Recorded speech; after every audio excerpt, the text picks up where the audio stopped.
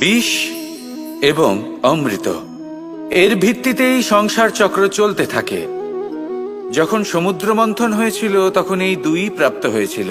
প্রথমে বিষ পাওয়া গেল, তারপর অমৃত। জীবন মন্থন করলেও এগুলো লাভ করা যায়। এবার এই যে বিষ, তা হলো অমৃতের থেকে অনেক বেশি শক্তিশালী এবং সেই জন্যই অনেক বেশি ঘাতকও। এবার বোঝার চেষ্টা করি এই বিষ আসলে কি। যে কোনো বস্তু বা কোনো ভাব যদি মাত্রার থেকে বেশি পরিমাণে আপনার কাছে থাকে, প্রয়োজনের থেকে বেশি আপনার কাছে থাকে, তাহলে সেটা আপনার কাছে বিষ সমান হতে পারে।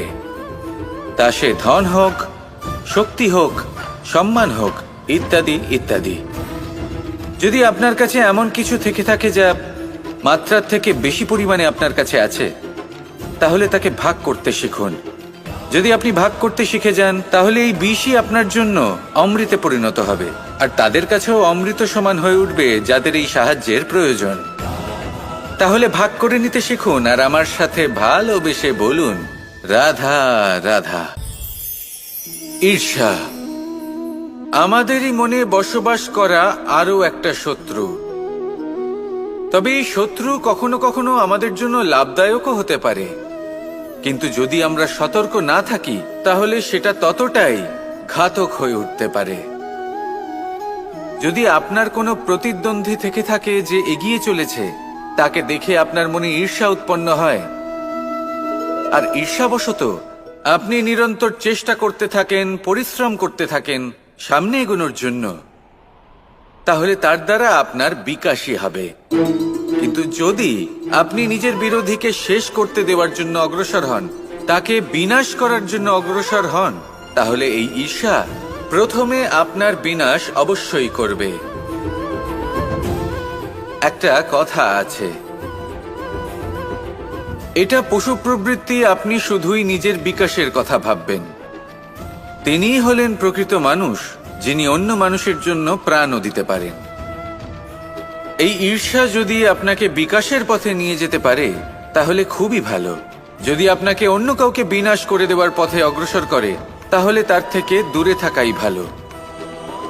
যেমন ধরুন, আপনার কাছে একটা সূচ আছে, যার দ্বারা আপনি ছেঁড়া কাপড়ও সেলাই করতে পারবেন বা অন্য কারোর পাত্রে ছিদ্রও করে দিতে পারবেন। আপনি কি চাইবেন, নিজের বিকাশ নাকি অন্য কারোর বিনাশ? সিদ্ধান্ত আপনারই।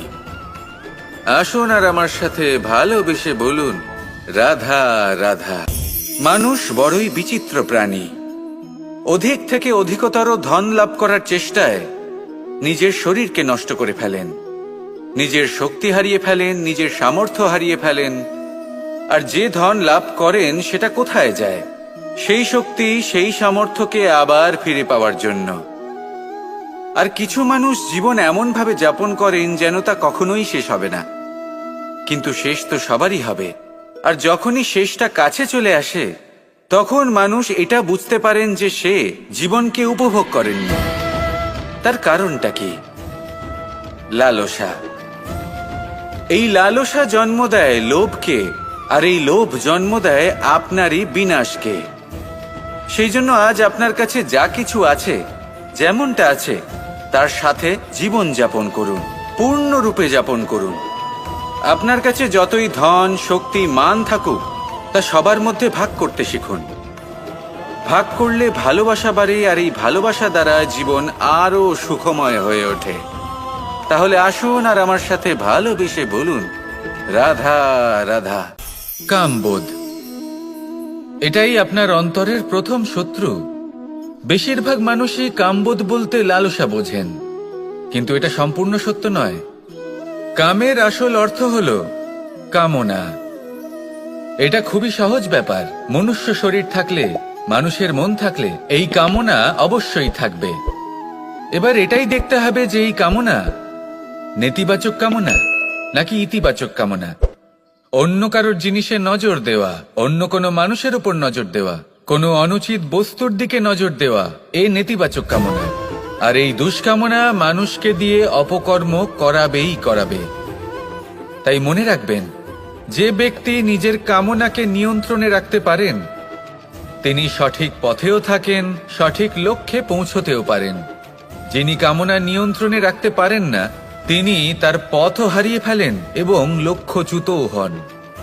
তাই মনে রাখবেন, নিজের কামনাগুলিকে নিয়ন্ত্রণে রাখুন। কাম নামক এই শত্রুর ওপর বিজয় লাভ করুন। আর আমার সাথে ভালোবেসে বলুন, রাধা রাধা। মোহ আপনার অন্তরের আরো একটা শত্রু। এবার মানুষ প্রেম আর মোহের মধ্যে পার্থক্য বুঝতে পারে না। কিছু মানুষ ভাবে যে মোহর মধ্যে খারাপ কি আছে। যদি কোনো মানুষের তার বাবা মার প্রতি, তার সন্তানের প্রতি মোহ থাকে, তবে খারাপ কি আছে? খারাপ আছে, আর সেটা তাদের জন্য খারাপ হতে পারে যাদের প্রতি আপনার এই মোহ আছে। এবার মোহ আর প্রেমের মধ্যে পার্থক্য আপনাকে বোঝাচ্ছি। মোহ শুধুমাত্র পেতে চায়, সেখানে প্রেম শুধুমাত্র দিতে শেখায়। এই দুই পরিস্থিতিতেই আপনার হাত প্রসারিত থাকে। মোহের ক্ষেত্রে কোনো বস্তু বা কোনো ব্যক্তিকে লাভ করার জন্য, আর প্রেমে শুধুই প্রদান করার জন্য। মোহর বশে আপনার পায়ে বাঁধন পড়ে যেতে পারে। যদি মাতা পিতার তার সন্তানের প্রতি মোহ থাকে, তাহলে তারা তাদের সন্তানকে কখনো দুঃখে, চিন্তায়, যন্ত্রণায় দেখতেই পারবে না। সেই জন্য তারা সন্তানকে বেঁধে রাখতে চান একটা সুরক্ষিত ক্ষেত্রে, যেখান থেকে না তারা সংসারকে দেখতে পায়, না পরখ করতে পারে, না কিছু শিখতে পারে, না বিকট পরিস্থিতির সম্মুখীন হতে পারে। ঠিক যে কারণে তারা দুর্বল হয়ে পড়ে, অজ্ঞানী হয়ে ওঠে। তাদের বিকাশ সেখানেই স্তব্ধ হয়ে যায়, আর সেখানে প্রেম শুধুমাত্র বিকাশের পথে নিয়ে যায়। মা বাবা যদি সন্তানকে ভালোবাসেন, তাহলে তাকে ছেড়ে দেন যে যাও সংসারকে দেখো, পরখ করো আর শেখো। কিভাবে এর সাথে লড়াই করতে হবে সেটা নিজে শেখো। নিজের শক্তি নিজেই বাড়িয়ে তোলো, নিজের পথ চয়ন করো। সেই জন্য এই মোহর শিকল ভেঙে ফেলুন আর প্রেমকে আপন করে নিন। আর এই প্রেম দ্বারাই বলুন, রাধা রাধা। আলস্য আপনার আরো একটা অত্যন্ত বড় শত্রু, যা আপনার মনের মধ্যে বসবাস করে আর ধীরে ধীরে আপনার কার্য শরীরের একটা অংশ হয়ে ওঠে। সব কাজে দেরি করিয়ে দেয়, সবকিছু নষ্ট করে দিতে পারে এই আলস্য। এই কাজ আজকে হলো না, কোনো ব্যাপার নয়, কালকে করে নেব। প্রকৃতি আমাদের এটা শেখায় না। ভেবে দেখুন, যদি সূর্য এটা ভাবে যে কাল উদিত হব না, কিছুদিন পরে উদয় হব, তাহলে কি হবে? সমগ্র পৃথিবীর বিনাশ হয়ে যাবে, ঠিক কি না?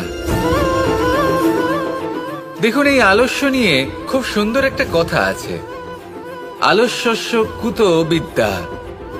অর্থাৎ যিনি অলস হয়ে বসে থাকেন তিনি বিদ্যা লাভ করেন না, জ্ঞান লাভ করেন না।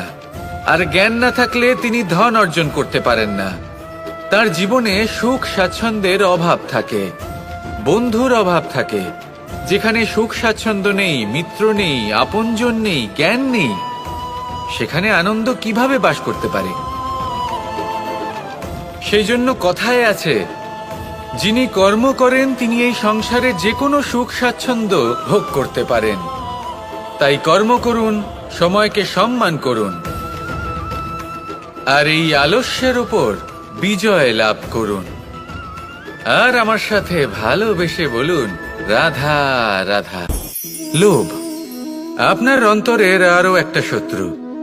দেখতে গেলে এটা একটা শব্দ, একটা সংস্কৃত শব্দ, লব ধাতু থেকে উৎপন্ন হয়েছে। এর অর্থ কিছু লাভ করা। কিছু লাভ করা অনুচিত নয়, আরো কিছু লাভ করাও অনুচিত নয়, কিন্তু সব থেকে বেশি আমিই লাভ করব, আমি আরো চাই, আরো বেশি চাই, আরো বেশি পেতে চাই, এটাই হলো লোভ। আর এই লোভ যখন গ্রাস করে, তখন আপনি যা পেতে চান, সে ধনই হোক বা মানই হোক, তা অর্জন করার জন্য মানুষ যে কোনো স্তরে পৌঁছে যেতে পারে। যদি মানুষ ধন অর্জন করতে চান, তাহলে তার জন্য তারা অধর্মের পথেও চলতে পারেন। যদি সম্মান অর্জন করতে চান, তাহলে অন্য মানুষকে ছোটও করতে পারেন। শেষ পর্যন্ত আপনার এটা মনে হতে পারে যে যদি একটু অল্পই প্রাপ্ত করতাম, কিন্তু ভালোবেসে প্রাপ্ত করতাম, এই জীবন আরো অনেক বেশি সুখী হতো। লোভ আপনার জীবনে, আপনার মনে কখন যে প্রবেশ করবে সেটা আপনি জানতেও পারবেন না। তাই এটা চিনতে শিখুন আর তৎক্ষণাৎ জীবন থেকে বাইরে ফেলে দিন। যা কিছু লাভ করতে চান তা ভালোবেসে লাভ করুন, আর সেই ভালোবাসার সাথেই বলুন রাধা রাধা। ক্রোধ আপনার অন্তরের আরো একটা শত্রু। এই ক্রোধ আসলে কি? আপনার মনের এক ভাবনা, যা আপনার মনেই উৎপন্ন হয়। এই মন আত্মার সাথে যুক্ত থাকে। এখন একটা ভাবনা যা আত্মার সাথে যুক্ত থাকে, তাকে অনুচিত কেন বলা হয় সেটা বোঝার চেষ্টা করুন। ক্রোধ কখনো কখনো জরুরি হয়, বিশেষ রূপে তখন যখন আপনি সঠিক পক্ষে দাঁড়িয়ে রয়েছেন এবং সামনের ব্যক্তি অধর্মের পক্ষে রয়েছেন আর বিনম্রভাবে মানছেন না। যেমন শ্রীরাম ক্রুদ্ধ হয়েছিলেন সাগরের ওপর। ওটা উচিত ছিল, আর তা ততক্ষণই উচিত যতক্ষণ আপনি ক্রোধকে নিয়ন্ত্রণ করছেন। যদি ক্রোধ আপনাকে নিয়ন্ত্রণ করতে শুরু করে, তাহলে পরিস্থিতি এমনও হতে পারে, ধরুন একজন ব্যক্তির প্রতি ক্রোধের কারণে আপনি তার ক্ষতি করতে চান। আপনি একটা কয়লা হাতে নিলেন, আর সেই কয়লা সামনের ব্যক্তির ক্ষতি করার পূর্বে আপনার হাত জ্বালিয়ে দেবে। ব্যাস, ক্রোধ এটাই করে।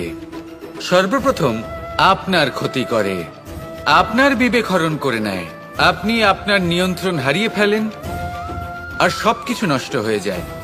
বেশিরভাগ মানুষ ক্রোধে এমন সিদ্ধান্ত নেন যে সেটা তাদেরই বিনাশের কারণ হয়ে দাঁড়ায়। আর কিছু মানুষ বলেন যে আমাদের জীবনে এত যন্ত্রণা আছে, এত সংকট আছে যে ক্রোধ উৎপন্ন হবেই। আর এরকম সময় এটাই উচিত হবে যে আপনি নিজেকে ক্রোধের থেকে দূরে রাখুন আর তারপর সমস্যার নিবারণ করুন। আর এই নিবারণই আপনার জীবনকে একটা শ্রেষ্ঠ স্তরে পৌঁছে দেবে। তাহলে ক্রোধ থেকে দূরে থাকুন, সুপ্রসন্ন থাকুন, আর আমার সাথে ভালোবেসে বলুন রাধা রাধা।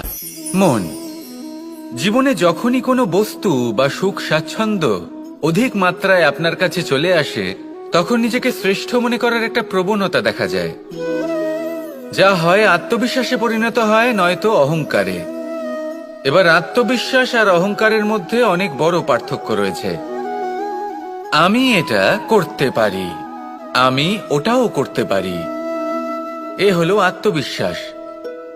শুধুমাত্র আমি এটা করতে পারি, শুধুমাত্র আমি ওটাও করতে পারি, আমি হলাম সর্বশ্রেষ্ঠ, এটা হলো অহংকার। এবার এই অহংকার এর ধ্বনি অনেক দূর প্রবাহিত হয়, আর এর প্রহার সর্বপ্রথম আপনাকে বিপর্যস্ত করে। এবার এই অহংকার এর বিপরীত শব্দ হলো বিনয়, অর্থাৎ নিজের ঊর্ধ্বে উঠে অন্যের বিষয়ে ভাবনা চিন্তা করা, সংসারের বিষয়ে ভাবা। এই বিনয়ী হবার চেষ্টা করুন, একের থেকে অনেক হওয়ার চেষ্টা করুন এবং একসাথে থাকার চেষ্টা করুন। নিশ্চিত রূপেই আপনি বিকাশের কারণ হবেন। মত্ততা থেকে নিজেকে দূরে রাখুন, অহংকার থেকে নিজেকে দূরে রাখুন। এই মন প্রসন্ন হয়ে বলবে রাধা রাধা। কখনো কখনো মনে এই ভাবনা আসতেই পারে যে ঈশ্বর আজ পর্যন্ত এত রূপে অবতীর্ণ হয়েছেন, এতবার এই পৃথিবীতে এসেছেন, তারপরেও এই সংসারে কোথাও না কোথাও এই পাপ বসবাস করে। এটার কারণ কি? এটার কারণ আমরা স্বয়ংই। যখন কোনো ব্যক্তি এই পৃথিবীর পথপ্রদর্শন করে, এই সংসারকে উচিত দিশা দেখায়, এই সংসারের মঙ্গল করে, আমরা সেই ব্যক্তিকে মানুষ থেকে ঈশ্বর বানিয়ে ফেলি। সেই ব্যক্তির পতন স্বয়ং আমাদের হাতেই হয়ে যায়, কারণ সেই ব্যক্তি তার শ্বাস প্রশ্বাসের জন্য হয় না।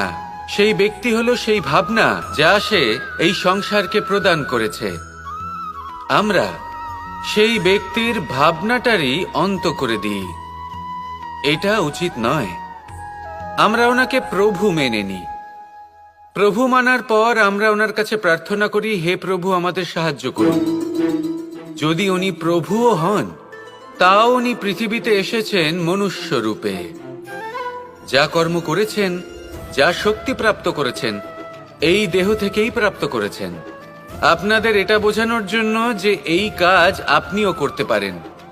যারা সৎ আত্মা থাকেন, তাদের জন্য সর্বশ্রেষ্ঠ শ্রদ্ধাঞ্জলি হলো এটাই যে আপনি তাদের পদচিহ্ন অনুসরণ করে চলুন। না ওনাদের স্মরণে থাকুন, না পুষ্পের মালা ওনাদের চরণে রাখুন, বরং তাদের ভাবনাকে অনুসরণ করে সেই ভাবনা নিয়ে এগিয়ে চলুন।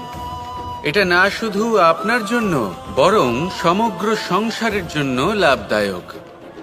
তাহলে এটাই করুন, আর আমার সাথে ভালোবেসে বলুন, রাধা রাধা।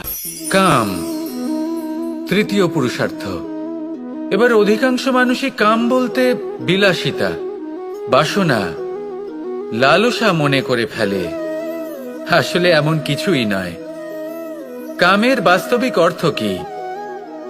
কামের বাস্তবিক অর্থ হল কামনা। প্রতিটা ব্যক্তি, প্রতিটা মানুষ, প্রতিটা জীব এই সংসারে কোনো না কোনো বিশেষ কারণে আসে। সেই কারণকে পূর্ণ করার জন্য কর্ম করাকে কাম বলে। এখন সেটা সবার জন্য ভিন্ন হতে পারে। কারোর কাছে সেটা জ্ঞান অর্জন করা হতে পারে, আবার কারোর কাছে নির্মাণ করা হতে পারে। কারোর জন্য পরিবারকে সঞ্চালন করা হতে পারে, আবার কারোর জন্য এই সংসার থেকে পাপ দূর করা হতে পারে। কিন্তু সবথেকে গুরুত্বপূর্ণ হলো যে মানুষ যেন নিজের কর্ম ঠিক করে করে, সম্পূর্ণ যত্ন নিয়ে করে। তৃতীয় পুরুষার্থ মানে এই কাম। এটার অনুচিত অর্থ নিজেকে বোঝানো মানেই সমগ্র জীবনকে অর্থহীন করে দেওয়া। তাই প্রেম দ্বারা আপনার এই সংসারে আসার কারণটাকে অনুসন্ধান করুন, আর এই প্রেমের সাথেই বলুন, রাধা রাধা। যখন কঠোর রোদে আমাদের শরীর উত্তপ্ত হয়ে যায়, আমরা গরম অনুভব করি, তখনই যদি বর্ষা হয় আর বৃষ্টির জলের ফোঁটা আমাদের শরীরে এসে পড়ে, তখন কেমন অনুভূতি হয়? বর্ষার এই জলের ফোঁটা যখন ধরিত্রীতে পড়ে, তখন যে নাদ উৎপন্ন হয়, মনে হয় যেন এক সঙ্গীত। এমন এক সঙ্গীত যা স্থিরতার সাথে আমাদের বুঝিয়ে দেয় যে এই সূর্যের উত্তাপ, এই রোদ, তা চিরকালের জন্য থাকবে না। সূর্যের কিরণের যতই তেজ থাকুক, যখন বর্ষা আসবে এই রোদের কিরণকে শীতল করবে। সূর্যের তেজ যতই বেশি হোক না কেন, কখনো না কখনো কালো মেঘ আসবে আর সূর্যকে ঢেকে দেবে। অর্থাৎ এই প্রকৃতি আমাদের শিক্ষা দেয় যে কারোর প্রকাশ, যে কারোর মেধা চিরকাল টিকে থাকে না। এবার যদি কথা বলি অন্ধকারের বিষয়ে, তবে রাত্রির কালো অন্ধকারকে একটা জোনাকির আলো পরাজিত করে। অর্থাৎ অন্ধকারও চিরকালের জন্য বজায় থাকে না। এটা কি আমরা বুঝলাম? তবে আপনাদের দুটো সহজ প্রশ্ন করব। জীবনে যখন কিছুই আপনাদের সাথে চিরকাল থাকবে না, তাহলে অহংকার কি নিয়ে? আর জীবনে যদি প্রত্যেক দুঃখ, বিপদ, সমস্যা একটা সময়ের পর আপনাকে ছেড়ে চলে যায়, তাহলে পরাজয় মানবেন কেন? এই দুশ্চিন্তা ত্যাগ করুন, এই অহংকার ত্যাগ করুন, আসক্তি ত্যাগ করুন, আর আমার সাথে ভালোবেসে বলুন, রাধা রাধা। জীবনে সবথেকে বেশি গুরুত্বপূর্ণ বস্তু কি? বাড়ি, বাহন, সোনা, ধন। যদি আমি সত্যি বলি, তাহলে জীবনে সবথেকে বেশি গুরুত্বপূর্ণ বস্তু কোনো বস্তুই নয়। যদি কিছু গুরুত্বপূর্ণ থাকে, তাহলে তা হলো অনুভূতি, করুণা, মিত্রতা, মাতৃত্ব, বাৎসল্য, আর সবথেকে বেশি গুরুত্বপূর্ণ ভালোবাসা। নিজেদের এই জীবনে যদি আপনি শুধুমাত্র বস্তুর খেলাতে মেতে থাকেন, তাহলে জীবনে আনন্দ কখনোই থাকবে না।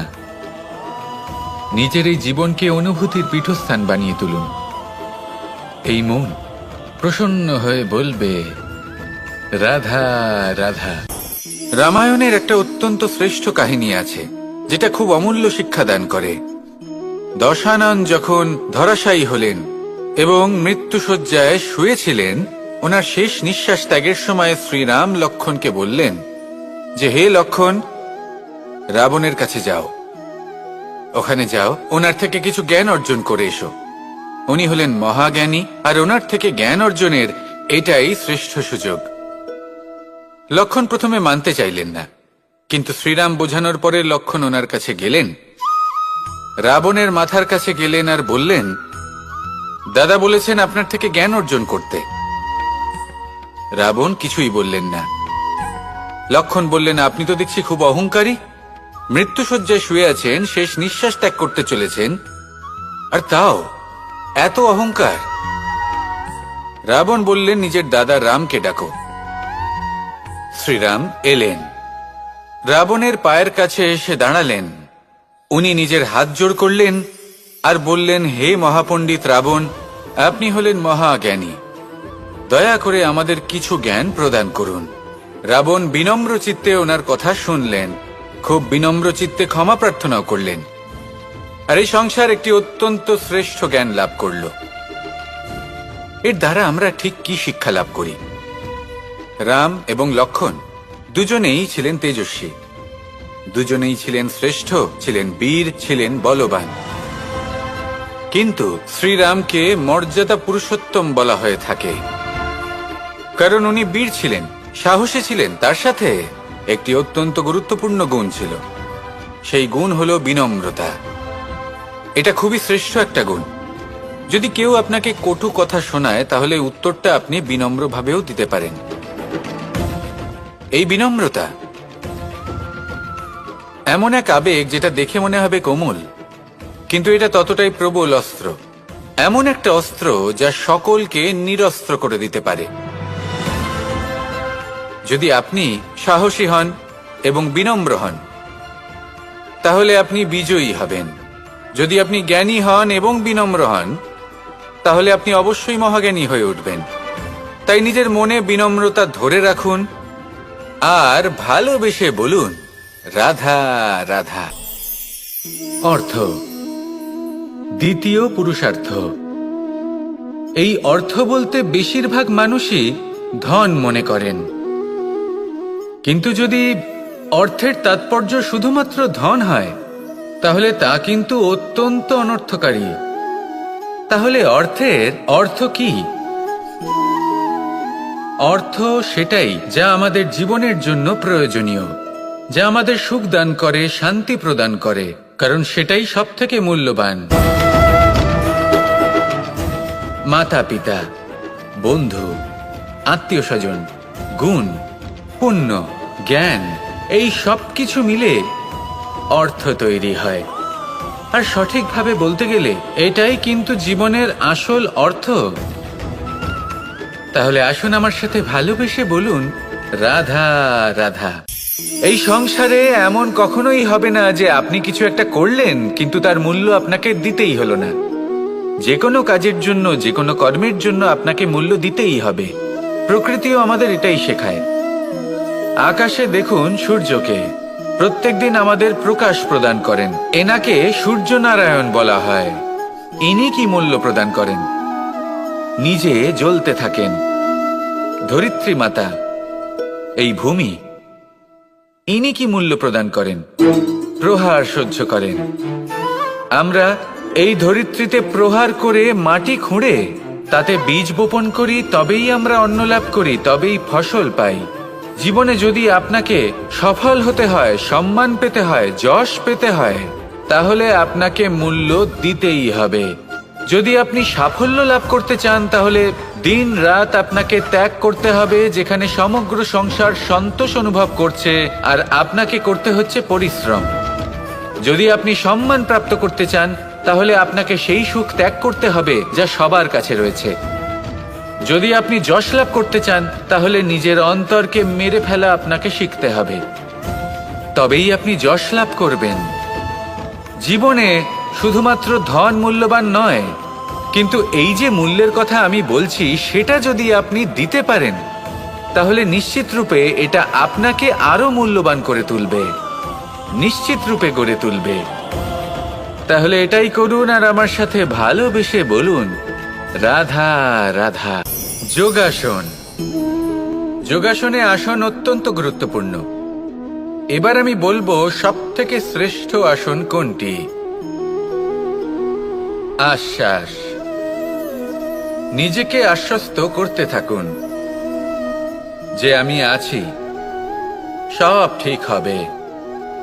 যা হচ্ছে ভালোর জন্য হচ্ছে, এই আশ্বাস আপনাকে জীবনে এমন ধনাত্মক বিশ্বাস দেবে যে আপনি বড় বড় সমস্যার সমাধান করতে পারবেন। এবার যদি কথা বলি সব থেকে কঠিন সময়ের, তাহলে সেটা হলো বিচ্ছেদের। যা মা সীতাকে সহ্য করতে হয়েছে শ্রীরামের জন্য, রাধা কৃষ্ণকেও সহ্য করতে হয়েছে।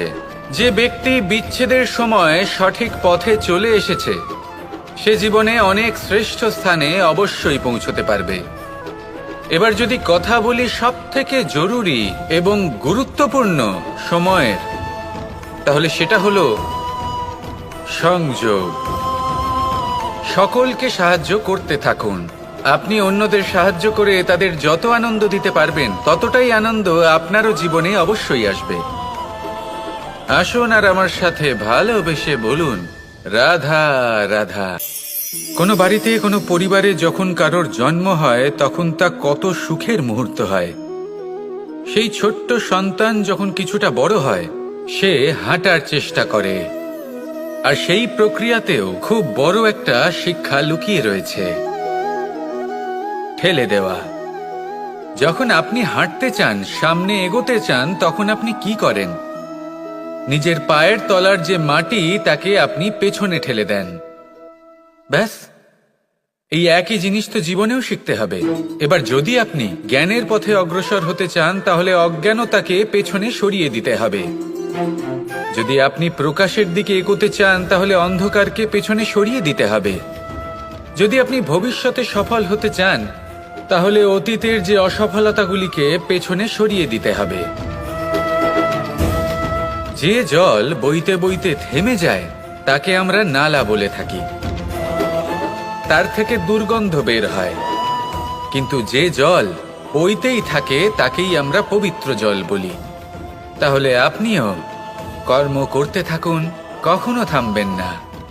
আর আমার সাথে ভালোবেসে বলুন, রাধা রাধা। অগ্নি, চতুর্থ তত্ত্ব, সব থেকে বেশি গুরুত্বপূর্ণ, কিন্তু তার থেকেও বেশি ভয়াবহ। কখনো অগ্নিকে নিয়ন্ত্রিত রূপে উনুনে জ্বলতে দেখেছেন? এই অগ্নি আমাদের খাবার বানাতে সাহায্য করে, যা আমাদের শক্তি প্রদান করে। কিন্তু এই অগ্নি যখন বিচলিত হয়ে, অনিয়ন্ত্রিত হয়ে কোনো বনের আগুন হয়ে ওঠে, তখন মহা বিনাশ ঘটে যায়। আপনারই অন্তরের ঊর্জা হলো এই অগ্নি। এটা আপনার শক্তিও, আপনার ক্রোধও। একে ব্যবহার কিভাবে করবেন তা আপনারই হাতে। যদি কোনো ব্যক্তি নিজের অন্তরের এই ঊর্জাকে ব্যবহার করেন শক্তির রূপে, তাহলে সে বিকাশ ঘটাতে পারে, নির্মাণ ঘটাতে পারে। কিন্তু যদি কোনো ব্যক্তি তার অন্তরের ঊর্জাকে বিধ্বংসী অস্ত্র বানিয়ে ফেলেন, তাহলে নিশ্চিত রূপে মহা বিনাশ ঘটতে পারে, যাতে বিনাশ তারও অবশ্যই হবে। অনেক বছর পূর্বে এমনই এক আগুনের দ্বারা এই সুন্দর পৃথিবীর নির্মাণ হয়েছিল। আর অনেক বছর পূর্বে এমন এক আগুনেই সমস্ত জীব এবং সংসার বিলুপ্ত হয়ে গেছিল। এবার আপনি আপনার অন্তরের ঊর্জা দ্বারা বিনাশ ঘটাতে চান নাকি নির্মাণ ঘটাতে চান, সেই সিদ্ধান্ত আপনারই। আসুন আমার সাথে ভালোবেসে বলুন, রাধা রাধা। জীবনে যদি আপনি বন্ধু লাভ করতে চান, তাহলে আপনাকে অনেকগুলো কাজ করতে হবে। প্রথমে একজন যোগ্য পাত্র সন্ধান করতে হবে, তারপর তার সাথে সময় কাটাতে হবে, সুখ দুঃখে তার সাথে থাকতে হবে, তবে গিয়ে সে বন্ধু হবে। কিন্তু যদি আপনি শত্রু খুঁজতে চান, তাহলে কোথাও যাওয়ার দরকার নেই, কারণ আপনার সব থেকে বড় শত্রু আর কোথাও নেই, আপনারই মনের মধ্যে, আপনার চেতনায় রয়েছে। ক্রোধ, মোহ, লোভ, কাম, মদ, মাৎসর্য। এ এমন 6 সব থেকে বড় শত্রু, যা আপনার আগামী 7 জন্ম নষ্ট করে দিতে পারে, যদি আপনি এদের না সামলাতে পারেন। এবার এদের সাথে যদি যুদ্ধ করতে হয়, তাহলে একটা মহাভারতের মতো দেখুন, যেখানে অর্জুনও আপনি আর কৃষ্ণ সেই আপনি। কারণ এই যুদ্ধ আর অন্য কারোর সাথে নয়, বরং নিজের সাথে। এগুলো অন্তর মনের যুদ্ধ, আর এটা জয় করা যেতে পারে নিয়ন্ত্রণ এবং অনবরত চেষ্টার দ্বারা। তাই এটাই করুন, এই 6 শত্রুকে পরাজিত করুন এবং আমার সাথে ভালোবেসে বলুন, রাধা রাধা। পুরুষার্থ। শাস্ত্রে 4 ধরনের পুরুষার্থের কথা বলা হয়েছে। প্রথম হলো ধর্ম। আপনি কি জানেন এই ধর্ম আসলে কি? আপনার কি মনে হয় ধর্ম আসলে কি? কোনো বিশেষ ঈশ্বরকে মানাই কি ধর্ম বলা হয়? নাকি কোনো বিশেষ রীতি পালন করাই হলো ধর্ম? নাকি কোনো বিশেষ সাহিত্যকে সর্বশ্রেষ্ঠ মনে করাই হলো ধর্ম? না, ধর্ম হলো সেটা যাকে ধারণ করা যেতে পারে। আর ধারণ শুধু সেটাই করা যায় যা পবিত্র। পবিত্র শুধু তাকেই বলা হয় যা নিঃস্বার্থ, যার মধ্যে শাসন করার কোনো ইচ্ছে নেই, যা সরলভাবেই প্রবাহমান, জল এবং বায়ুর মতো। যখন কোনো ব্যক্তি ধর্মকে ধারণ করেন এবং সেই ধর্ম সেই ব্যক্তিকে রক্ষা করে, তখন তাকে ধর্ম বলা হয়। ধর্ম যা রক্ষা করে অহংকার থেকে, খারাপ চিন্তার হাত থেকে। সেই জন্য পুরুষার্থ গড়ে তোলার আগে, ধর্ম পালন করার আগে, ধর্মের প্রকৃত অর্থ কি সেটা বুঝে নিন।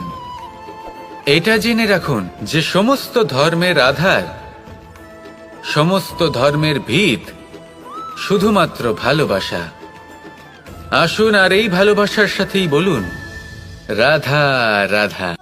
বেশিরভাগ মানুষই এই কথা জানেন যে আমাদের শরীর 5টি তত্ত্ব দ্বারা নির্মিত, যাকে আমরা পঞ্চতত্ত্ব বলি। জল, অগ্নি, বায়ু, ধরিত্রী এবং আকাশ। এবার এই কথা আমরা সকলে জানি, কিন্তু এগুলোর সাথে কিছু গুণ জড়িয়ে রয়েছে যেগুলো আমরা দেখতে পাই না। যদি এই গুণগুলি আমরা আত্মসাৎ করতে শিখে যাই, তাহলে সাক্ষাৎ পরমেশ্বরের দর্শন আমরা পেতে পারি। যদি কথা বলি প্রথম তত্ত্বের, জলের কথা, জল যা প্রত্যেক জ্বলনকে শীতলতা প্রদান করে। এই জলকে দেখুন, যা শুধু প্রবাহিত হতে জানে, থামতে জানে না।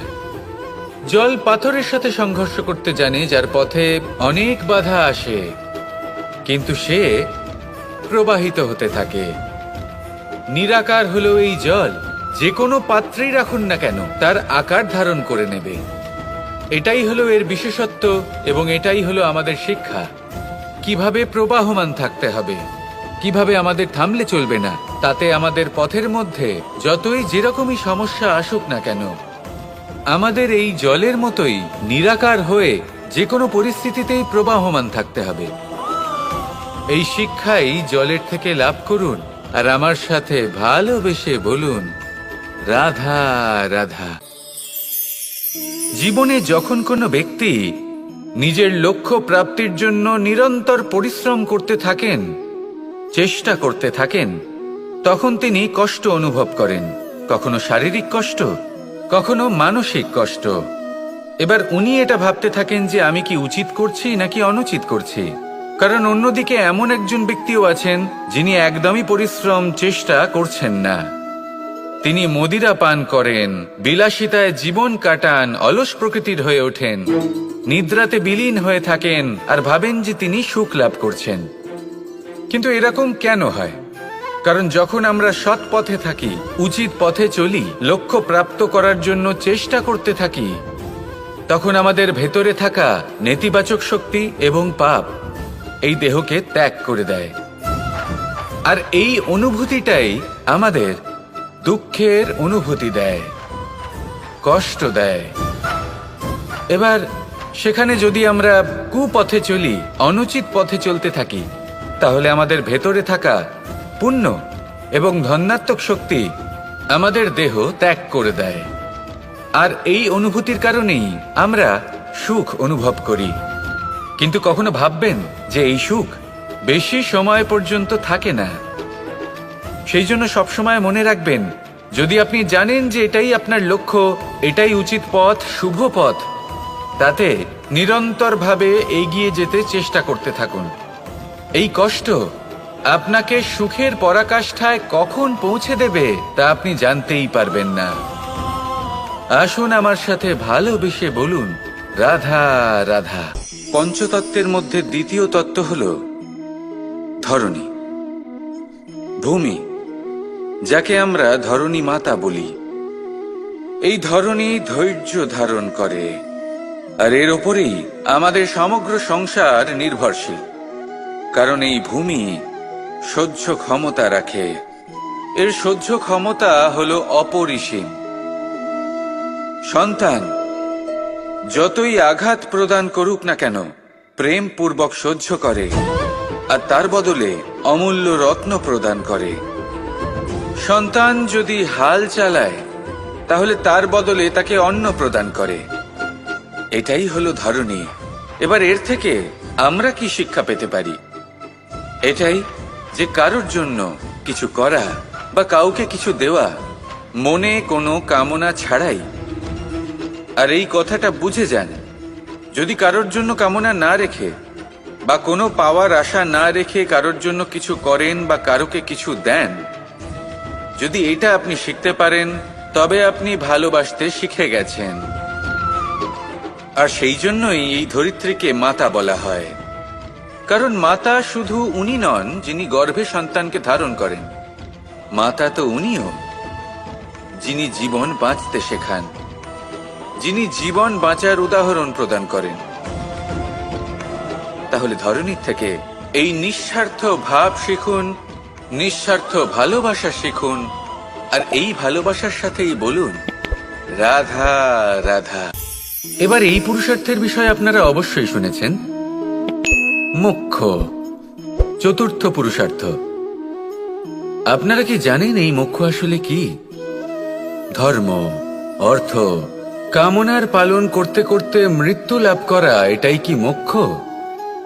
না, মোক্ষ হলো সেটাই যা জন্ম এবং মৃত্যুর ঊর্ধ্বে। প্রত্যেক ব্যক্তি, প্রত্যেক জীবই সংসারে কোনো না কোনো বিশেষ প্রয়োজনে আসে।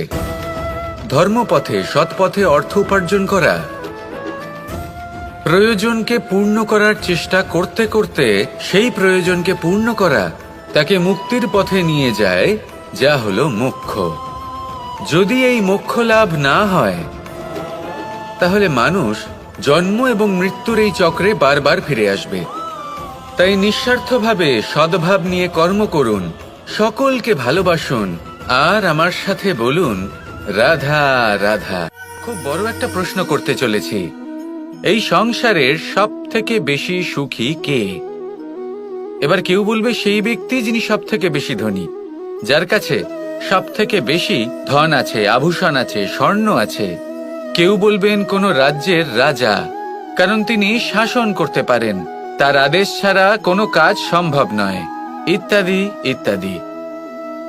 এর উত্তর যদি আমি দিই, তাহলে এটুকুই বলবো, সংসারের সব থেকে সুখী ব্যক্তি হলেন তিনি যিনি সন্তুষ্ট। তার কাছে সন্তোষরূপী ধন আছে, যা তাকে সুখী রাখে। এবার এই সন্তুষ্টি, সেটা কিভাবে আসে জীবনে? এটা আসে ধৈর্যের কারণে। ধৈর্যের এই অনুভূতি অত্যন্ত শক্তিশালী। এই ধৈর্যই কিন্তু আমাদের ধরিত্রীকে ধরিত্রী মাতা করে তোলে। কারণ ধরিত্রী মাতা ধারণ করেন, সহ্য করেন, ধৈর্য ধরেন এবং নিজের কর্ম করতে থাকেন। সেটা ধৈর্যই ছিল মাতা সীতার মধ্যে, যা রাবণের অন্ত করে দিল। এই ধৈর্যের কারণেই নারায়ণ কুর্ম অবতার ধারণ করেছিলেন, বড় একটা পর্বতকে পৃষ্ঠে ধারণ করেছিলেন এবং সমুদ্র মন্থনকে সম্ভব করেছিলেন। সেই জন্য সর্বপ্রথম মনের মধ্যে ধৈর্যকে নিয়ে আসুন। এই ধৈর্যই আপনাকে সন্তুষ্টির পথে নিয়ে যাবে, আর এই সন্তুষ্টি আপনাকে লোভ, মোহ এবং লালসার পথ থেকে দূরে নিয়ে সুখের পথে নিয়ে যাবে।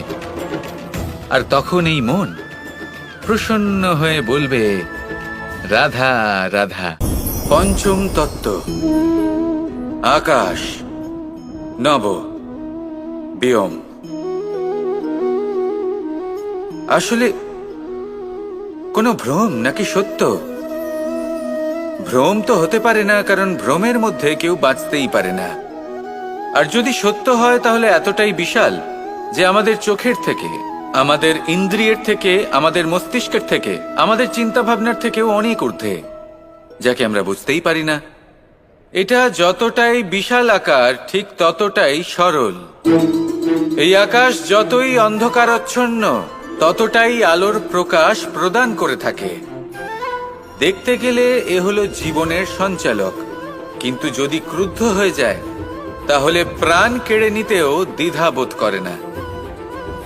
এই আকাশ শুধুমাত্র পৃথিবী লোক নয়, বরং এই সমগ্র ব্রহ্মাণ্ডকে, এই সমগ্র সৃষ্টিকে, এর প্রত্যেকটা তারাকে, প্রত্যেকটা গ্রহকে একটা বিশেষ স্থান প্রদান করে।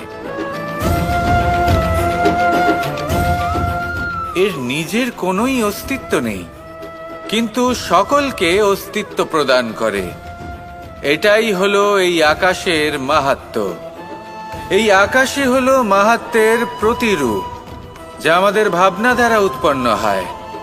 আপনিও আকাশের মতো এই বোধকে আপন করে নিন। আপনার জীবনও আকাশের মতন মহান এবং বিশাল হয়ে উঠবে। আর তখনই মন সুপ্রসন্ন হয়ে বলবে, রাধা রাধা। বায়ু পঞ্চতত্ত্বের মধ্যে তৃতীয় তত্ত্ব। কেউ একে সমীর বলে, আবার কেউ একে পবন বলে। প্রথম কথা হলো এটাই যে এই বায়ু আমাদের জীবন দান করে প্রতিদিন, প্রত্যেক মুহূর্তে। এই বায়ুর কারণেই আমরা নিঃশ্বাস নিতে পারি, জীবিত থাকতে পারি। এই বায়ুই হলো সেই যা সকল মেঘেদের একত্রিত করে একটি স্থানে আর বর্ষা ঘটায়। আর এই বর্ষার কারণেই এই ধরিত্রীতে অন্ন উৎপন্ন হয়। এই বায়ুকে দেখুন, কখনো এতটা সৌম্য যে আপনার কোনোই তফাৎ বোধ হয় না, আর কখনো কখনো এমন রূপ ধারণ করে ফেলে যে অনেক বড় বড় পর্বতের আকার পর্যন্ত বদলে ফেলে। এটাই হলো বায়ুর বিশেষত্ব। বায়ু শেখায় যে সময়ের সাথে সাথে বইতে থাকো, সকলকে জীবন দান করো, সকলকে সাহায্য করো, কিন্তু যখন বিপদ সামনে আসবে তখন দৃঢ় হয়ে সম্মুখীন হও। বাধা অনুযায়ী নিজেকে গড়ে নিতে হবে। আর কখন কতটা কঠোর হতে হবে, আর কখন কতটা সৌম্য হতে হবে, এটা বায়ুকে দেখে শিখুন। আর আমার সাথে ভালোবেসে বলুন, রাধা রাধা। এই সংসারের সব থেকে বড় যুদ্ধ কোনটা? দেব-অসুরের যুদ্ধ, যা অনেক বছর ধরে চলেছিল, নাকি রাম রাবণের যুদ্ধ, নাকি মহাভারত? না, সংসারের সব থেকে বড় যুদ্ধ হলো সেইটা যা নিজের সাথে লড়া হয়, নিজের মনের সাথে লড়া হয়, নিজের অন্তরের সাথে লড়া হয়। এটাই সব থেকে বড় যুদ্ধ। এবার নিজেই দেখুন আপনার সব থেকে বড় শত্রুকে। আপনার স্বার্থ, আপনার কামনাগুলি, আপনার অহংকারগুলি, যা আপনাকেই নষ্ট করে দেয়। যদি এদের ওপর আপনি বিজয় লাভ করতে পারেন, তাহলে ধরে নিন এই সংসারে সবার উপরে আপনি বিজয় লাভ করতে পারবেন। এই সংসারে কেউ আপনাকে পরাজিত করতে পারবে না, কিন্তু তার জন্য প্রয়োজন অনুভূতির। অনুভূতি ভালোবাসার, অনুভূতি অনুপ্রেরণার। যে ব্যক্তি ভালোবাসতে পারেন এবং প্রেরণা দিতে পারেন, তিনি চিরকাল জয়লাভ করতে পারেন।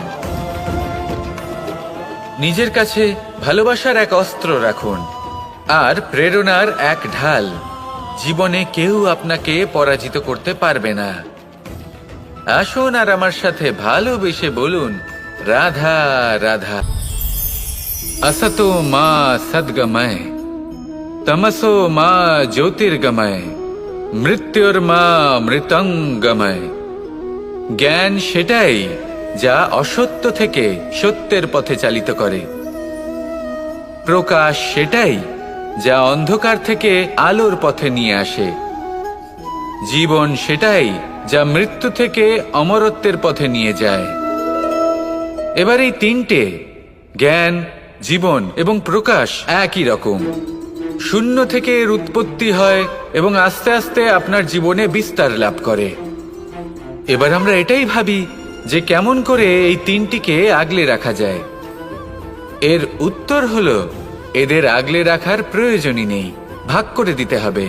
কোনো বৃক্ষকেই দেখে নিন, একটি বৃক্ষ অনেক বছর ধরে বেঁচে থাকে। কেন? কারণ সে ভাগ করে দিতে জানে।